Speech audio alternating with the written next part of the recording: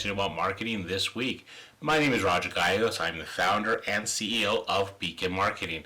This week we're going to be looking at your target audience. Specifically, we're going to drill down to the customer journey that your customers take from discovery all the way through purchasing. This is a very important topic because if you think about the path that your customers take and how you as a marketer can engage with your target audience, it's important to understand that path that they may take, because then you will better understand the things that you need to do to reach out to them, to engage them. So that this plays off our series a couple months ago that we did on a marketing funnel. So if you think of that journey of discovery to engagement and nurturing all the way through closing, this journey fits into that. So how are you going to grab your audience's attention? What things are you going to do to let them know about you? What things are you going to do to keep them engaged, to nurture that lead, to showcase what you do for them? And then finally, what are you going to do? How are you going to make that closing part so it's an enjoyable experience, so they tell their friends and so they come back for more when their needs arise again, or they look for something else that you could provide for them. So crafting a journey and designing a journey that's enjoyable, that they will love, that they will want to tell others about is a key thing, because it'll make your job a lot easier as a marketer and as a business owner. So that's why this is an important topic. So let's go ahead and jump right into it by the first thing you want to do is really determine your touch points. And this is particularly important for that top of that funnel, because this is where you're going to get the attention of your potential customers, your ideal customers, the people that you really want to attract. So you want to determine, where am I going to get their attention? Is it going to be when they're walking by my shop, like a brick and mortar store? Are they when they're coming in? Is it going to be online via ads or SEO? Maybe they're already on my list and I just need to re-engage them with emails. Maybe I need to do some traditional methods like TV ads, radio ads, some mailers. Where is my audience getting the information, and what can I do to attract their attention? Those are those touch points. Those are the places where you get an opportunity to engage them, and then you could do one or two things. You could get them to take the quick trip all the way down to the funnel, to the bottom of the funnel, where they make a purchase, or if they're not quite ready, they get on your list, whether it's an email list or they subscribe or they start following you on social media. That way you could just start engaging with them and nurturing that lead. So understanding where they get their information and those touch points is a vital key part of that customer journey, because that's really that first step. Because if they don't do that, then you really don't have much. So determining your customer touch points really helps at that top of that funnel. Next is do your homework. This will help in two ways. First, it'll further help you with that bottom of that, with the middle and bottom parts of that funnel, because you make sure you are delivering the content that they need where they have it. Where they get their information. And then it also helps you understand their pain points more. So as you're developing your funnel, as you are designing your customer journey, you really want to understand their needs. You want to understand their pain points, because those are the things that are going to get them motivated, because you want to attract them. You want to say, hey, I understand that you are busy, that you are having some problems that we can solve, that we have the solution for. And by doing your homework, you will get a better understanding of what will motivate your audience, your ideal customers, to take action. So that's why it's important to do your homework, because you want to understand two things. Where do they get their information, and what is going to get them motivated to take action? Because keep in mind, your audience is busy. They have a lot of things going on. There's a lot of other options for how they can spend their time. And if you do not present a solution for them to their problems, chances are they're just going to ignore you, and they're going to go on to the next thing. So understand their pain points so you get their attention and get them to pay attention to you, and then eventually take action.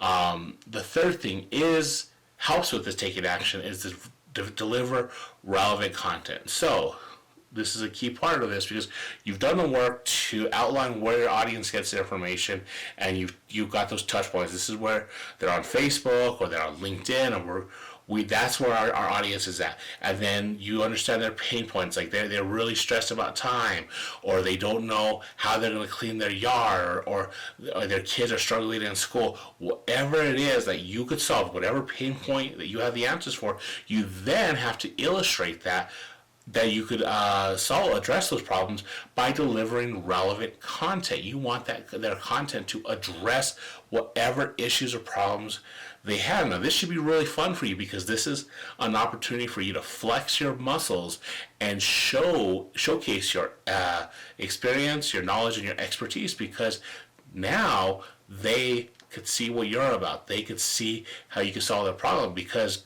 like I said, they're busy. They have things going on. But if you have the solution and you can sit there, hey, we can save you time, money, and energy, come to us, we have the problem, then they're more likely to pay attention and eventually come to you. And then, like I said, the golden goose of it all is if you deliver it properly, then they tell their friends and family. So the next thing is, number 4, is don't be afraid to mix it up. And now what I mean by that is you want to use different forms and types of content. So use quizzes, use ebooks, use videos, use infographics, printed material, whatever it is, however your audience gets their information. Don't make it simple. The thing that you want to do is you want your ideal customers to stop what they're doing and take notice. Whatever you can do to get them to do that is the key here. And if you are always delivering the same information in the same format, what could happen at times is you become easy to ignore, because they just kind of scroll through it. But if you mix up every once in a while, like if you throw a video in there with a blog, another week, and then maybe an infographic and things, you're sort of presenting the same information but in different ways and in different formats. It allows them to see you in different ways and stick in their mind, because they're absorbing it in different methods, and that really helps them better understand, because they're kind of seeing. And it also helps because not everybody sees things the same way, and they don't learn the same way. So if you can mix it up a little bit, you keep people from getting you keep your material from appearing stale, and then you also have a chance to attract more people, because different people learn different ways. Lastly, and this might be the most important thing, is I'll say be available. In sports, they say the best ability is availability, and this kind of applies here for this. You want, when your ideal customer is ready to take action, if they have a question, if they have a concern, whatever it may be, you want to be available to answer that. Now, that does not mean you have to stay at your computer or your phone 24/7. There's chatbots, there's autoresponders, there's different things that you could do to help address your customers' questions. And if it's deeper, if it's something that cannot be answered by some sort of artificial intelligence tool, then that is your opportunity to say, hey, look, you obviously have an issue that we can address via this method. We really want to address this issue. Can we schedule a time that works best for you, for us to call, or for you to call us, that will help you solve this problem, that will help you address your issue? Then what that shows them is that you are actually going a step further to solve that. So as you design your journey and you get people closer to that bottom of that funnel, make sure you're available to address those questions. Now, if you see how I put this content together, we started very wide at the top with determining their touch points. That's where they get your attention, and we ended it at the bottom is be available to answer the questions. So that's kind of what you want to think about this. You're like, how am I going to attract a customer, my target audience, my ideal customer's attention? And then as you design the journey, as you design that path, how are we going to engage them? How are we going to keep them interested? And finally, how are we going to help them cross that finish line so they feel good about the purchase that they are making, that we deliver a great experience, and that it will be something that they want to tell others and recommend their friends and family to us. If you could do that, you're golden. So quick recap. The 5 things you need to do to design a great customer journey is determine your touch points, do your homework, deliver relevant content, mix it up, and then be available. If you do those things, you'll design a great customer journey. Your customers will love you. Your ideal customers will begin to flock to you, and you'll really see a difference and start growing your business in the way that you have always envisioned. So let me know what you think about this. Please like, share, comment, subscribe, all that fun stuff. I really want to hear from you guys. I'll be back next week. We're going to be talking about creating a process for your marketing effort. That's one of the things I like to geek out on, so I'm really looking forward to that. Again, this has been Beacon Marketing's Weekly 5 things about marketing this week. Really excited to talk to you guys next week. You guys have a good one. Have a great week. Talk to you later. Bye.